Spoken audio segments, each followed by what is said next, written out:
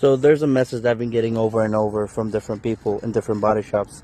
They're all saying after the technician drought of the past few years, we had a bad technician drought and basically everyone was hiring, every shop was hiring, to now where all of these shops have extra apprentices and, well, new technicians to the trade. There's nothing wrong with that, but these technicians are put on flat rate way too early, and they're basically taking the work from the good technicians, the A technicians, the tenured technicians.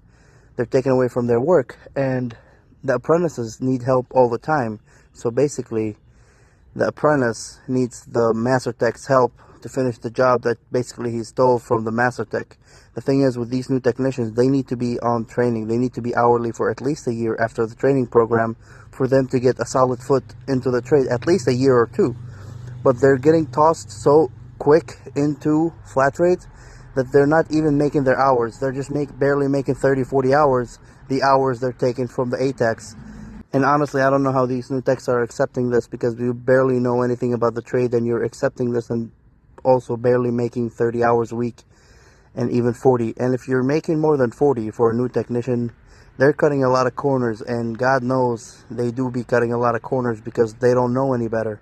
And I know some people would say, why wouldn't the ATECs help them? They will help them, but the thing is, you want the ATEC to help the apprentice steal more jobs from him? That doesn't make sense, does it? And I'm one of those people. I can help you, put a door on. Yes, I can give you a tip or two, but I can't be shadowing you while you're doing the work, while you're asking a question every 10 minutes. What the shops can do, they can actually start paying the technician that is furthering the training of the new tech. Because that new apprentice, they're not good enough to be replacing rear body panels and quarters and roofs, because they are doing it.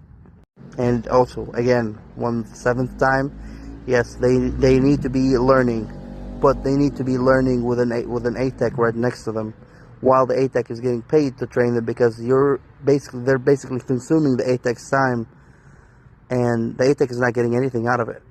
So just because you train them for 6 months or maybe a year, that doesn't mean they're actually well trained, because most of these people or most of these apprentices are getting trained by old timers that are still using very old methods. And I don't know why they're choosing the very old timers to teach them, because they're still teaching very old methods of repair. I don't get it. Have you encountered this? Comment down, let us know, because I've heard you guys, and that's why I made this video.